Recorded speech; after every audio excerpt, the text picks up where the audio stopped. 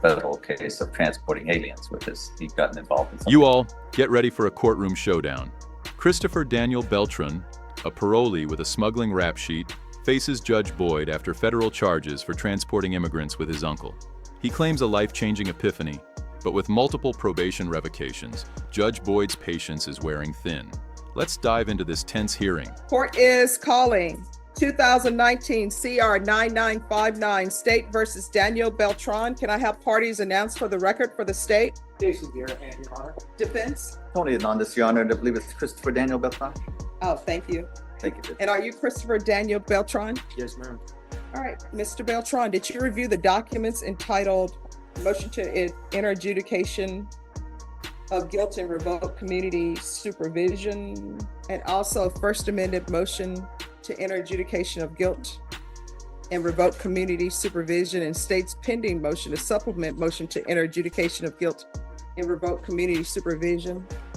With your attorney, did you understand it? Yes, ma'am. Are you the same Christopher Daniel Beltran who was placed on deferred adjudication in 2019 CR 9959 for the offense of burglary of a habitation on January 21st, 2020 for a period of 10 years? Is that you? Yes, ma'am. State? Yes, Your Honor. Violated condition number 41 on or about the 18th day of March 2023, Lake County, Texas. The defendant, Christopher Daniel Beltran, then and there failed to comply with the rules and regulations of the county drug court by failing to call the urine out and complying in violation of the public duty law. How do you plead to that? True or not true? True. Did you understand by pleading true to violation of condition 41, the court could find it true, grant the motion, find you guilty, and sentence you up to 20 years in prison and up to a $10,000 fine? Did you understand?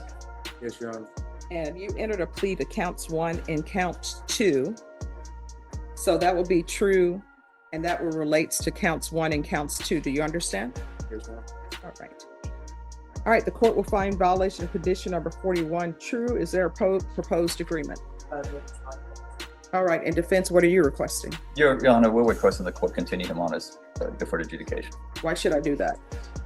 Your Honor, it's in summary, and we have his father here today to testify for him.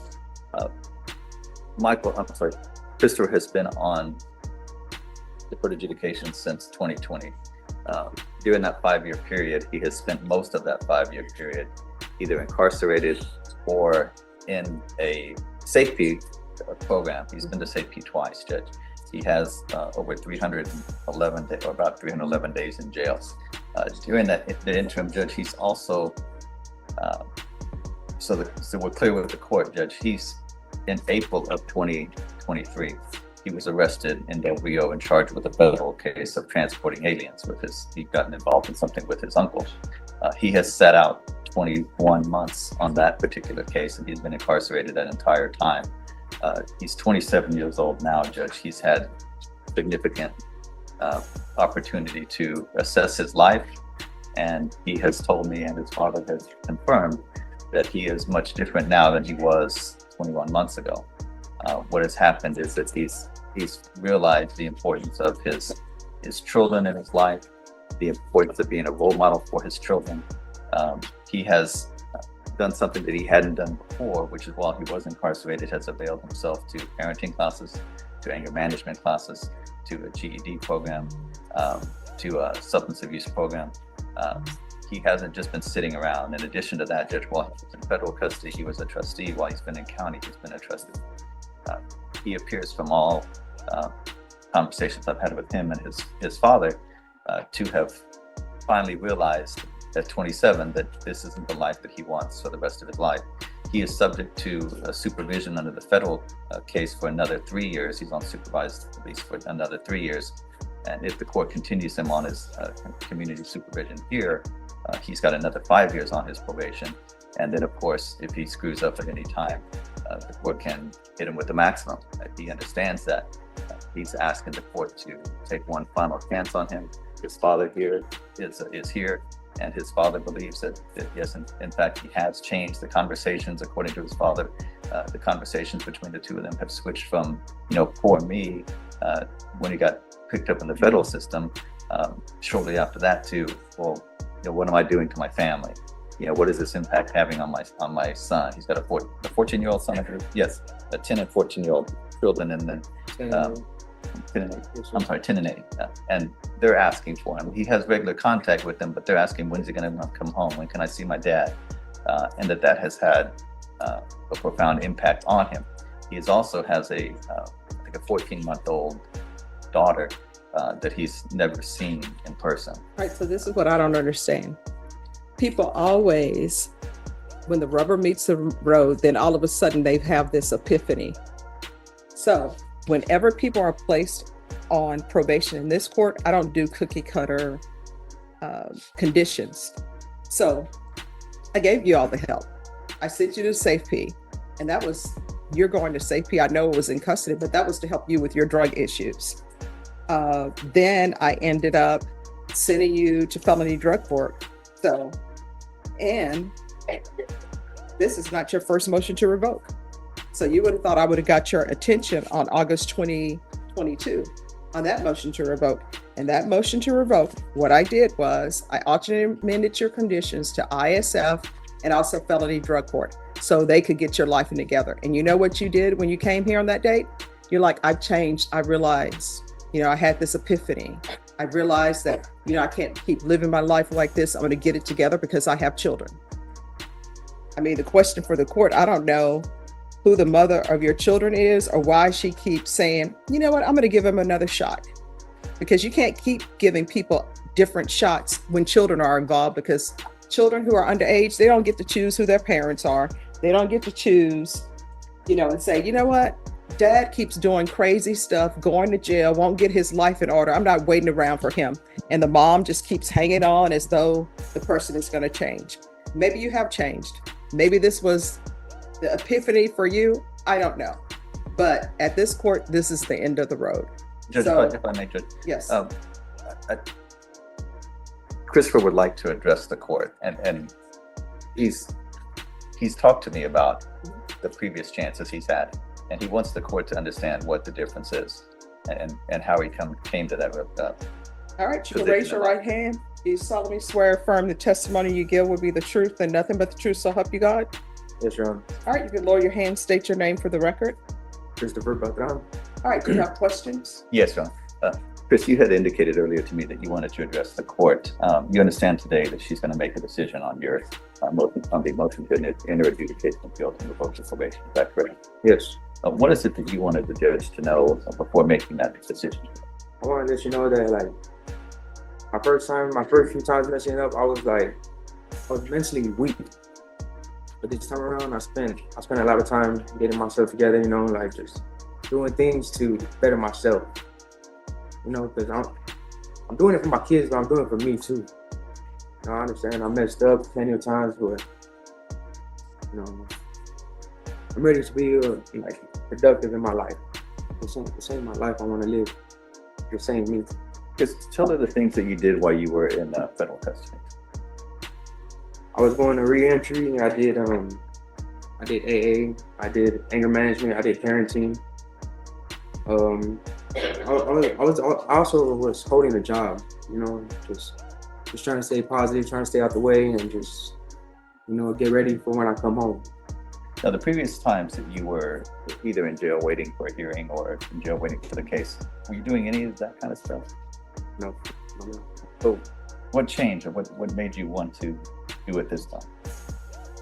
I'm just tired of this. It's time to grow up. I'm getting older, and I spend a lot of time incarcerated. So this ain't the life I want to live. Okay. In fact, of the 5 years that you've been on deferred education, about how many of those have you actually been on the street? Like 8 months, 9 months. And the rest were spent either in jail or in some type of residential treatment facility, is that correct? Yes. Or in federal custody, is that correct? Yes. Now, I had indicated earlier to the judge what the conversations I had with your father were. Is that about right? I mean, is your family supportive of you? Yeah, my family is real supportive, and it's. But your father straight up told you that he's not going to tolerate any type of misbehavior. Is that right? Yes, my father's straightforward to me. He ain't, he'll let me know. Like he lets me know right from wrong. He ain't gonna. How can I say this? He ain't gonna let me do wrong and not let me know he's gonna be up forward to me, and my parents are, my family's very supportive of me. It's just I made mistakes, But let's be straight with the court. Your father has straight out told you that he will have no problem reporting to your federal supervision officer or to a probation officer if he sees that you're doing the kind of things that you've done in the past. Isn't that correct? Yes. And you were incarcerated in the federal system for 21 months. Is that right? Yes. Had you ever been locked up for that kind of time before? No. It was the longest time you've ever had to sit out for anything? Yes. And then where you were locked up, the programs that you participated in, they weren't required by the federal system, were they? No. You did that on your own? Yes. We passed the witness. All right, State. Yes, how many children do you have? 3, What are the ages? 10, 8, and 14 months. And 14 months. So the 14-month-old, I guess the 8 months that you were out, you had a child. Yes. And what were you doing during those 8 months? No, I wasn't out for 8 months. I was only out for like 2 months. 2 months. So within that 2 months, you I was had a child. Yes. What were you doing during those 2 months? Were you working? I was reporting to drug court, but I was like reporting like 3-4 times a week, and drug court wasn't allowing me to have a job, but I was working side jobs as much as I can. Okay, so for 2 months, you managed to get somebody pregnant and did not have a job. Is that correct? Yeah. And I know that you state that your father is supportive of you.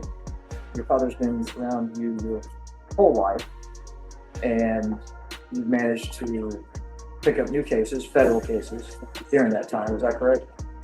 Yes, it was a mistake. I understand it's a mistake. It's more like a choice, correct? And you chose to pick up another case and get caught.